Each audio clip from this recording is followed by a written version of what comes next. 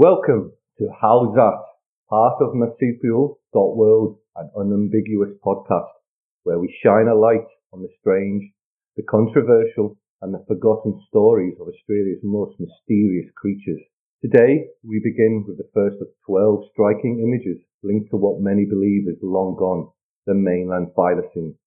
These images surfaced quietly on Facebook, shared by a man named Andrew. What I saw in these photographs stopped me in my tracks. The shape, the features, they mirrored what I'd witnessed myself.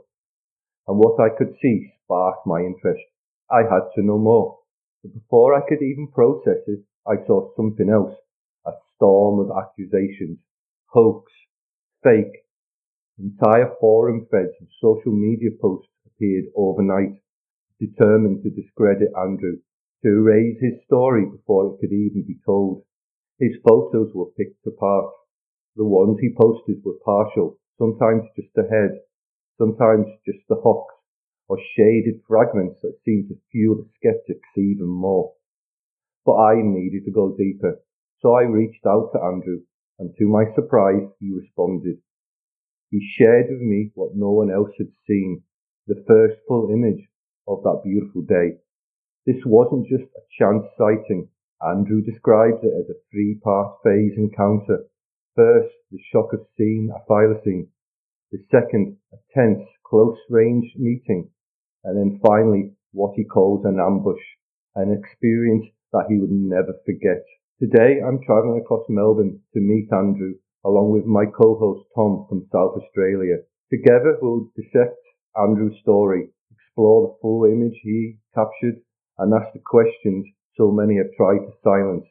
Could the Mainland Thylacine still walk amongst us? Welcome to the show, Andrew. Thanks for having me on. So which part do you want me to step you through first? So take us back to, was it January 10, 2012? Yeah. What were you doing when the sighting happened there? Okay, so I was going on a holiday with my girlfriend at the time, and I don't know if you can read that up there. That's the fifth photo I'd taken on my holiday, but it's the first photo of the thylacine I had during my sighting. So we were driving in the opposite direction to where this photo was taken, because this was really phase two of the sighting, which after we'd done a U-turn. Yeah, so I was originally driving from the other direction, and I was on my driver's side. I'd driven past and seen the thylacine to the right of me through the windscreen and out my driver's window. And I identified, I knew exactly what it was, and then we had done a U-turn, and I'd come back, and after I'd done the U-turn, I passed my phone over to my girlfriend. I'm like, keep clicking the camera button, and she was only able to get one photo before it ran off down into the creek there. Yeah, so as soon as it was basically sitting on the side of the road, I was waiting for traffic to pass. But as I was driving past, me and my girlfriend, we had seen it. So it was to my right-hand side, out my driver's window, and it was wanting to cross the road, but it seen me coming, so it stopped, it sat down, it looked sort of downwards. When it looked downwards, I could see it had 3 stripes across the top of its head, and about 2 or 3 down its neck, had full body stripes, basically it sort of looked like a wraparound stripe to go right from the bottom of the rib cage all the way up over the back to the other side. So as I've driven past it, I seen it, and it was within. So obviously for anyone watching this, it's outside of Australia. In Australia, we drive on the left-hand side of the road. So when I'm looking to my right, there's another lane. Seeing that other lane, like from the edge of the road on the road shoulders where it's sitting around where you'd see a reflector post. So it's on my right-hand side as I'm driving past, and that would be about the distance of the window out my driver's side door, probably about 5 to 6 metres. So about the width of a road, of one lane of road, plus about half a metre or a metre was literally right on the road shoulder, right on the crushed rock. And I was wanting to cross the road, but it seen me coming, so it stopped and didn't cross the road. It looked down. That's when I basically was able to see the top of its forehead and its neck, and then it had used its left foot and scratched behind its left ear, like when it stood up, and it did like a shoulder check and looked in the direction that I was going as I drove past. There was another 3 cars coming in the opposite direction. So what happened was I'm driving, I looked out to the right-hand side, seen the thylacine. I thought I'm going back to try to get a photo because it was just sitting there, right? And there was 3 cars coming in the opposite direction. So it's looked and seen the other 3 cars and thought, all right, well, I still won't cross the road because there was more traffic that was coming. That basically carried in 3 cars on the other side of the road is what allowed me enough time to do a U-turn, pull in behind the 3rd car and basically be the 4th car driving past. Yeah. So this didn't have a chance to cross the road. So I was driving this way. 3 cars were driving that way. 1, 2, 3. I've done a U-turn. I pulled in behind the 3rd car, become the 4th car, and drove past. Now, all 3 of these other cars, they drove off, and I pulled over to the left. And in the process of doing that, that was about probably 30 seconds later or 20 seconds later, I pulled over. As you can see, the first photo is taken at the left-hand side of the car. So that's the side mirror there. So your girlfriend took that while you were driving? Correct, because I obviously can't lean out. I'm on the driver's side. It's in Australia. We're on the right-hand side of the car with the steering wheel. So, Andrew, what was she saying at this point when you were obviously talking to her and stuff as you're pulling around? Yeah. Well, I'm telling her, I'm like, tap that button because, you know, obviously on an iPhone, you've got the even buttons, right? I'm like, tap, tap, tap. But this was back in 2012. She had like a flip-top Nokia or something like that. So, you know, she's trying to, she probably could have gotten 5 photos, but that was the only one she was able to get. I basically pulled up. I have landed in park or ripped the handbrake on. I can't remember exactly, but I basically slammed it in the park, grabbed the phone straight out of her hand, and then I just went bolting straight after it.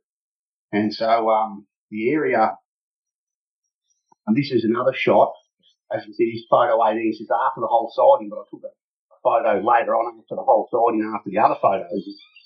His car pulled over on the left. Yeah, so the animal basically just ran down there into the creek. I'm just going the creek. Yeah. So he's ran down there into the creek. I've jumped out the car to the right-hand side of the car and ran straight over that area there. Grabbed my phone and, you know, bang, bang, bang, took a few photos. And there was another 5 photos that were taken while I was looking at the thylacine down there and walking back and forth on the log. Yep. So that was phase 2 of the sighting. So phase 1, which was more the sighting, first one when I drove past, 0 photos. So no photos were taken during the first time we'd seen it. Second time when I come back was the encounter because it ran down in there and then I was looking at it, walking back and forth on the log and it looked at me, I looked at it. And when you look in the eyes of it, that's when it's an encounter. It's no longer sort of a sighting, but it's slightly different. So what made you certain this wasn't a fox or a dog or? When I was 16 years old, I went on a holiday to Tasmania and I took the Spirit of Tasmania over the Bass Strait. We went over there, me and the family, and when you get to Tasmania, one of the first things you'll notice is there's like Tasmanian tigers painted on walls and that, like you know, all the towns and stuff like that. And everywhere you go, there's everywhere, especially when you're a tourist and you're going like by you know, like I guess Spirit of Tasmania and all that stuff. So when you get down there, you know, you definitely know what a Tasmanian tiger is after you've been on a holiday there because you see it all over the place. It's part of the culture, part of the history, you know. So I was able to watch. And also before that, I'd seen on YouTube footage of a thylacine in the Hobart Zoo, right? So I'd already seen what a thylacine was prior to my sighting. So, so when I drove past, I seen all the stripes. And it looked like a thylacine, except the only difference is this one had a complete different stripe pattern. Grew up in the bush. I know what a fox is. I've been out fox shooting and that when I was a kid and all of that stuff. So, no, 100% it wasn't a fox. You know, do a U-turn for a fox. And as soon as we'd seen it, I looked at the missus and we were both like, that's a Tasmanian tiger. Because I didn't know what the word thylacine really was. I don't think I really paid attention to them YouTube videos back in the day. Yeah. I think the word thylacine really started getting used a lot more later on, like when Thylacine Awareness Group came out after that, and it seemed to be referred to more as that, but I always knew it as a Tasmanian tiger. But I always knew from my sighting that it was different. You know, what I seen that day was different. So that initial, when you drove past it, Andrew, do you want to describe a little bit more detail what you saw? Because, like, let's face it, your eyes see much better than the pictures. So I mean, 100%. let's go back to that day. And can you describe like the texture of the animal, what its fur was like, and ears? Can you remember any of that stuff? How close did you get to the animal? One lane of the road plus say a metre, right? That was where it was sitting. Yeah. And so that's about 5 meters. 6 metres. Yeah. Well, I'm say half a metre back past the middle of the road, the white line in the middle of the road, while I'm looking out the driver's door window. So yeah, that half a metre plus a car lane plus a metre. So whatever that is about 5-6 metres. Well, at the time I had owned a Kelpie, an Australian Kelpie, a dog. So yeah, it was about the size of that. So it wasn't a real big one, but it was about the size of a Kelpie. About knee high or something. Yeah. And a little bit bigger, you know. You do get some of the bigger ones, the Kelpies, and it was about that size. Yeah. Memory. So and that's what I identified it as, and I clearly remember that because you know I owned a dog like that at the time, and I identified it as about the same size as that. So you mentioned you had neck and face stripes, Andrew. Can you describe more about like those initial? Yeah. So what I seen was basically stripes that were running above the eyebrows. So you got the eyes, and then you got the ears at the top of the head. And so I basically seen a couple of stripes running between the eyes and the ears, and probably one that runs between the ears. Because I remember seeing about 3 of them. And as it would point its head down, like looking at its stomach for some reason, I was able to see,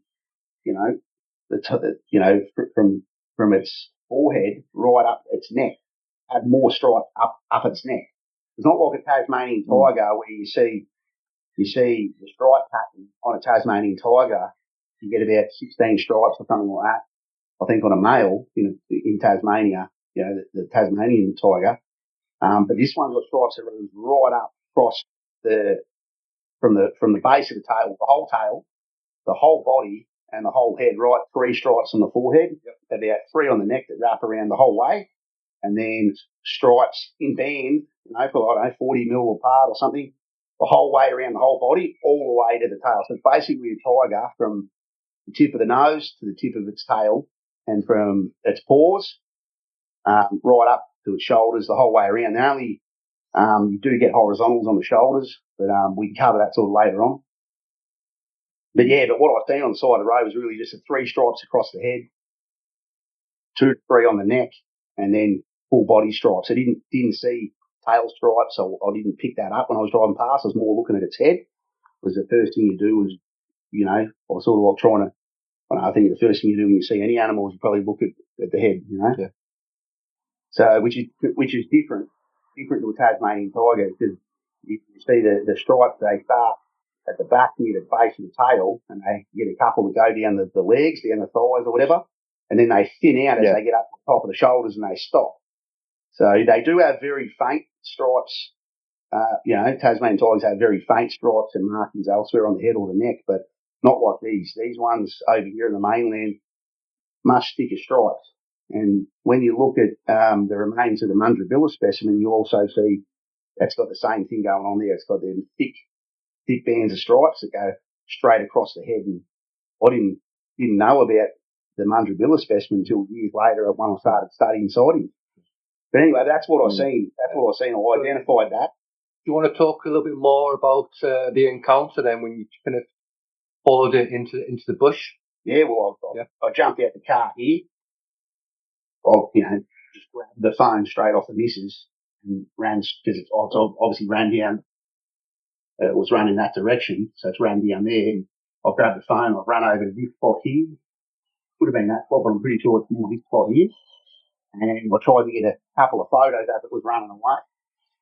And I got them as soon as I went over the edge, we cut. And later, when you look at the timestamps of the photos, you'll be able to tell the intervals between when the first photo was taken and how many seconds there was until the second photo, the third, right up to 12 photos. So I was standing there, and that then was when I looked down, and what I seen was a thylacine running down in the ravine here, and it's jumped on top of a log. There was a fallen tree bigger than the diameter of any of these trees here. You can see a bigger, probably 1 metre diameter tree that's fallen over the creek down there. All this area here was obviously where they built the road out over the creek. When they built the road, and there was concrete pipes that run under the roads. It wasn't a bridge. So there's this tree that's over the creek there, and the thylacine was walking back and forth on the log. And it stopped to jump to the branch, back to the log, back to the branch, back to the log. And it kept looking at me. I was looking at it. And we just stared at each other for a while there and locked eyes. And I was a bit curious because it didn't run away. And I always thought that was strange. I thought, why doesn't it run away? And then, it's doing the head bobbing and it's sniffing the air flat out like it's a pathological sniffer. It's constantly sniffing the air. So, gauging you, isn't it? So yeah, it was gauging. It was walking and it was angry. It was like, it was, territorial, or it looked like it was going to jump. It looked like it was willing to jump off that branch on the tree and come towards me. It looked like it was, it was angry. But so I'm just standing looking at it, and I've noticed as it's walking back and forth, it's sniffing the air.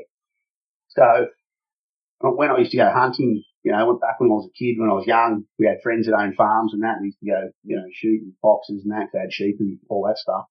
You learn that when you're hunting, you always want to be downwind from something. So while I'm looking at the thylacine walking, crossing the log, walking back and forth, it's sniffing the air, and I clearly remember that day that the wind was blowing in this direction. So on 45, it wasn't blowing from me straight to it. It was blowing on a 45, blowing that way. And so when I was down here, I was originally thinking, so I took a few photos, but it was too far away. Like where you see this black pipe, that's about where that tree was. Yeah. So I'm standing here, and it's good 20, 30 metres away, maybe 25, could be 20. And it was too far away. And I can't remember if I looked at the phone and I could see that the photos were too blurry, but I basically was aware that the animal was too far away to get a clear shot. And so I'm looking thinking, if I could just get closer, because it hasn't run away, if I could just get closer to it, I might be able to get a better photo. So this tree's probably, where the creek is down there, is probably, I don't know, good 7, 8 metres, 10 metres below that massive pipe that you see there. So it's right down there. This creek's pretty deep, and the river banks on both sides are very steep.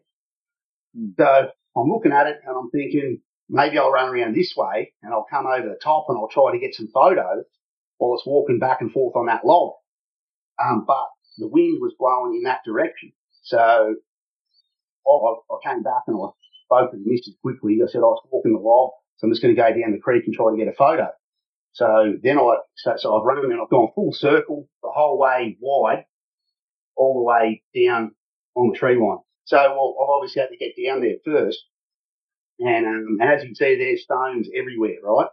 So I've picked up a heap of stones, like in my hand.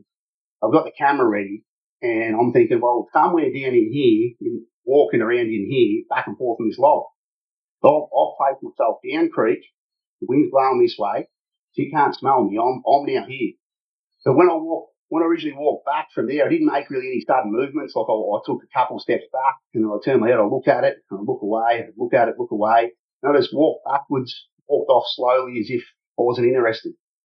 But then when I done that when I circled back and went full circle all the way down creek from it, probably, I don't know, 50 metres past where that pipe is, like right in them trees I've come down, I grabbed a handful of stones and I started throwing them. This was phase 3 of the sighting. So this is when I've ambushed it basically with my camera phone, with rocks in my hand. So I picked up the rocks. I've started throwing the rocks high up into this canopy here, and they're raining down in this section all these rocks. So you got the creek bed here that's steep on this side, steep on this side. It's obviously not going to run uphill here towards the car, towards where there's cars driving past, where it's just easy. It's going to want to run in the opposite direction. The last place it's seen me is here. I've now gone all the way down here, probably 60 seconds later. So the 6th photo was there. The 7th photo would be when I'm down the back. So 6 during phase 2 of the sighting and 6 during phase 3 of the sighting. So when I started throwing the rocks down here into the canyon, or the ravine, the creek bed, it's come running out. And as it's come running out, I've ran parallel on that creek bed, and I've picked up my phone, and as I'm running parallel, I've gone tap, tap, tap, tap, tap, and I've got 6 more photos. So that's basically how the sighting took place. So 0 photos when I drove past, 6 photos when I pulled up. One, the first the girlfriend took, the other 5 I took there, and the other 6 I took up the back there when I sort of come running out towards near where that pipe is as I'm throwing the stones. And that's when I got the 7th photo right up to the 12th when it ran off in that direction. And then I came back, and then I've taken this photo, which is, I'm saying here, that's the 18th photo of my camping trip. So I think that one's the 14th photo. So I put one more, 13th one, but the animal wasn't in it. And then this was then the 14th one. So that's basically 3-phase sighting. So first I drove past with the sighting. The second was the encounter when I was looking at it, when I locked eyes with it. And the third was the ambush when I come back through rocks and took photos. I guess, like the viewers, Andrew, when you look at this image here, you automatically think, what a strange looking animal that is. It's like kind of flash between like a kangaroo and a dog, but we don't really see the stripes. What were your feelings when you got back to the car and you went to look at your phone at the photographs and you don't see the stripes on that animal, on that initial first photograph? Yeah, well, I was a bit disappointed. Would have been good if the missus was able to maybe take the photos a bit earlier before it sort of ran off. But I think we probably weren't close enough anyway, even if she had started taking the photos. Because as I pulled off, as soon as my tyres hit the gravel, like this crushed off on the side of the road shoulder, probably over the creek, as we pulled off the bitumen road, and as soon as the Thylacine heard that the left-hand tyres touched the gravel, it went back. But we just weren't close enough to obviously get the stripes. And I don't know, what can I say? When I first drove past it, you could see the stripes, but when the photo one, you can't really make out any stripe. And I don't know if that's because it's in the shade, but what the first thing that I thought was when I come back from the Grampians, we were there with a 3-day camping trip, so we went there. This was the first day, and then we stayed 2 nights and we came back. And when we come back, the first thing I did was upload the photos onto my desktop computer, and then I zoomed in and I had a look because it was a better way to do it rather than trying to, do it on the iPhone. I was disappointed because the animal looked a different colour. It looked like brown instead of looking like the grey, more of a kind of a grey colour, isn't it? That first photograph, Andrew. Yeah. Yeah, but it's grey. Yeah, but as you say, it's really in that doppeled effect of the light coming through the tree. Yeah. And the stones you can see in that photograph there, they're all reflecting light, which makes it look very strange. Yeah. But I've got something to show you. So as you can see here, there's shade. You see that shade? Yeah, it's all doppeled. Over here, you see this whole area over here, there's all sun. Yeah. Over here, it's full sun. And going back to that other photo, you can see just before we put you into this one, the whole area, it's in the sun. Yeah. But when it's in the shade, I think it appears to be slightly different. It's like a dark colour, so you can't really notice the stripe. But anyway, yeah. Well, any other questions? I've got something really interesting to show you here because I've had your photograph for a while. You gave me permission to have a look at it. Yep. Okay.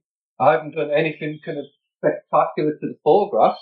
Yep. All I've done is I took it through some filters and stuff, and this is what I want to show you. Was that one that I emailed to you? So you emailed me the photograph, and so now I turned it into black and white. Which that's just so you know, that's the first original photograph I've emailed to anyone. So the first thing I could really pull out of this photograph, just pouring it through some filters, because some contrast, some brightness, all that kind of stuff, was how furry the animal looked. Rather than hairy, it was like a koala. It looks like a koala kind of like texture to the whole body, right? But one thing I did notice straight away is how fast this animal must have been moving, because we've got a whole lot of motion blur here, Andrew. We've got like a white tail above the actual tail. We've got like multiple ears. We've got multiple faces in the animal. But what I want to show you here, right, is that if you go to the back, you can pick out 1, 2, 3, 4, 5, 6, 7, 8, at least 8 dark patches, which appear to me as striping patterns. And also, like you also mentioned, those stripes on its face and on its chest. I'm actually pulling out here stripes on its chest and on its face. You can see another face of the animal here. This is actually looking at you, looking at the car before it's pulling its face away. But you can see the face stripes, and also as well the motion below of the tail also has stripes. 1, 2, 3, 4, 5, which corresponds to actual stripes on the tail. Yeah. So, like, what do you think about seeing that for the first time? There's actually stripes on that animal, Andrew. Well, it's the first time I've seen any of the horizontal stripes here on the shoulders. I haven't seen that. And haven't really seen any on the back. At first glance, it's really got like a kangaroo profile, you know, which is good. After my sighting, because I've been researching now for 13 years, but after my sighting, I looked up, I've done a lot more study and all that sort of stuff. I always thought this looks a little bit like the Doyle footage, except I think this one might have a little bit more. Yeah.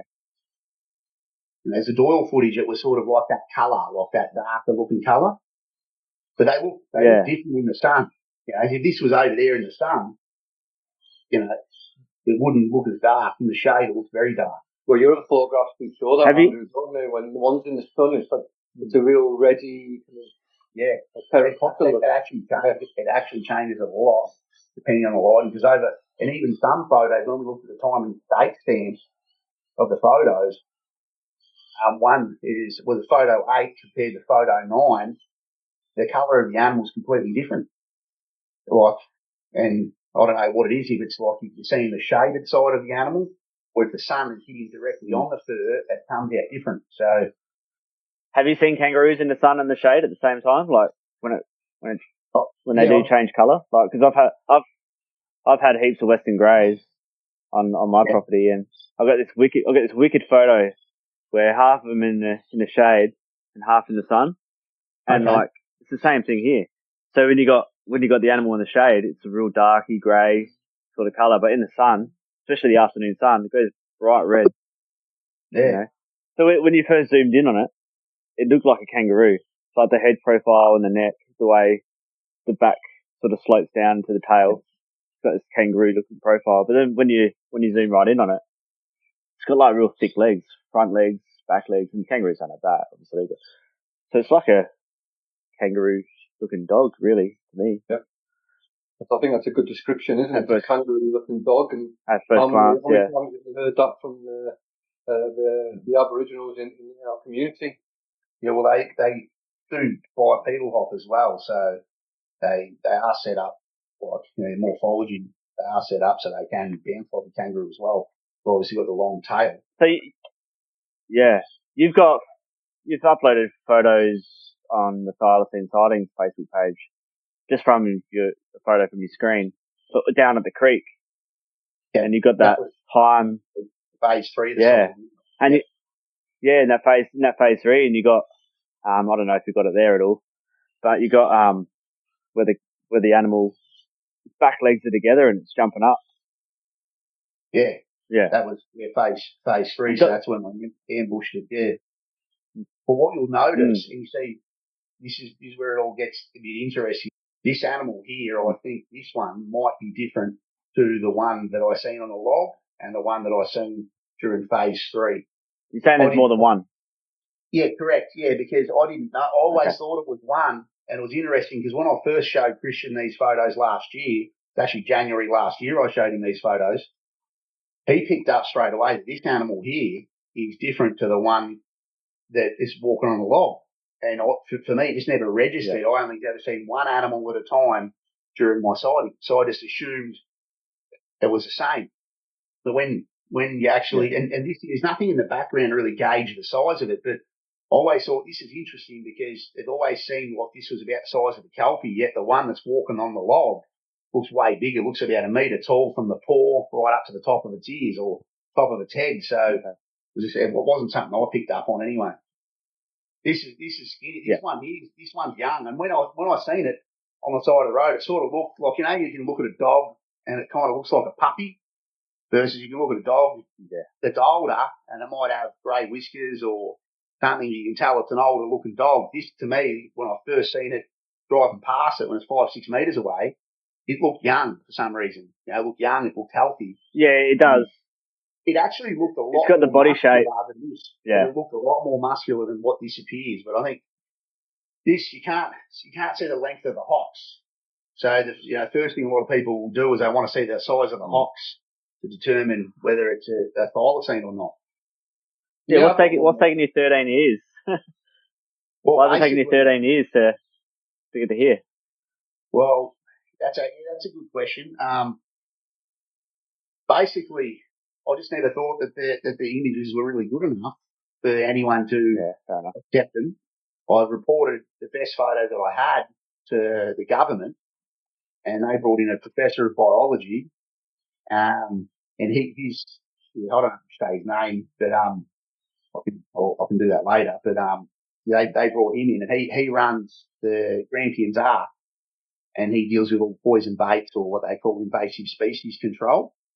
And the DSE brought him in to look at my photos because he's obviously a professor of biology from Deakin University, and he was really interested in the sighting. But the government knocked it back. It took him about, I don't know, maybe a month or maybe even 2 months from the final return to come back and say, oh no, we think it's a fox. I know that anyone watching now, has already looked at the ears. They're already saying, nah, the thylacine has to have, short curved ears for it to be a Tasmanian tiger. But what people got to realise is the mainland of Australia has been separated from Tasmania for a long time, and the thylacine, the mainland thylacine, predominant thylacine you get over here on the mainland, does have long pointy ears, and they do have longer hocks. And I didn't really learn much more about this until I started studying it in more detail. But the Mundrabilla specimen found in 1966, that's got long hocks too. And there's also another mummified remains where you see thylacine on the mainland. They do have long pointy ears. So you do have a lot of wildlife experts on YouTube, and I've seen this happen for years. They always look at these photos and they say, oh, no, it's got long ears, therefore it's a fox, or it's got long hocks, therefore it's a fox. Thing is, we've got mummified remains, we've got physical evidence. Thylacine on the mainland are different to Tasmanian tiger, so as to why people think it's the same animal. That's sort of what got me, and I think that's the reason why they worked it out. They thought it was a fox at the time, but what you'll probably find interesting is you were saying you mentioned that I put that post up in Thylacine Sightings. That post, not one person said it was a fox. Everyone said it was a greyhound. So here you got the government saying it's a red fox, and then you've got the Thylacine Sightings group, which I think is one of the biggest groups in Australia. Yeah, they're all saying it's a greyhound. So go figure. This here doesn't look like a greyhound here. It doesn't look like a fox either. Where? The biggest mistake that a lot of people make when it comes to mainland sightings is they're taught that thylacine on the mainland are supposed to look like a Tasmanian tiger.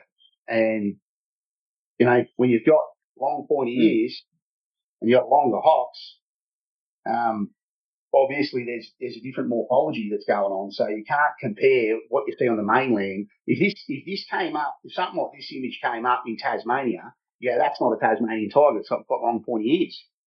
But you'll see, I've even seen Forrest Galante. He's even put up, there was some YouTube video I seen where it said, a wildlife expert reviews 6 bits of alleged thylacine footage. And that one of the things that he says on there, he says, oh, no, that can't be a thylacine because of the long pointy ears.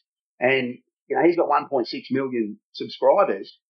And Forrest Galante's not even aware of some of the mummified remains that have long pointy ears.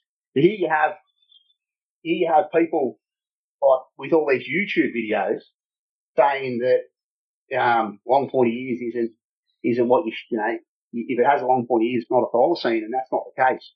Yeah, that's right. Like, why are you going to go? I've already got people out there trying to call me a hoax now, and this is only the first time that we're releasing a full image to go public, right? There's already people out there wanting to call me a hoax before the first photos released, let alone the whole 12.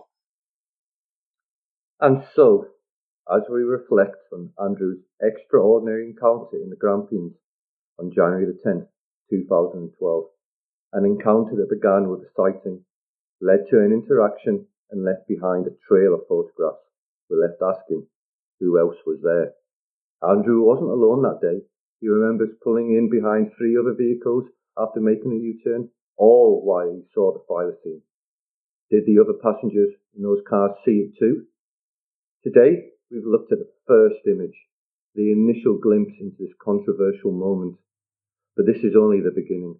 There are 11 other photographs, images of much better quality, clearer, sharper, more revealing. And in those episodes ahead, we will share them. And what about the other sightings reported to the authorities that very same month? If that was you, if you saw something, or know someone who did, now is the time to come forward. Your information could be the missing piece in an investigation that has been quietly unfolding for over a decade. You can contact us, and if you wish, your identity will remain anonymous, because in the end, we shouldn't have to stand alone when the truth is wild. This is Marsupial World, an unambiguous podcast.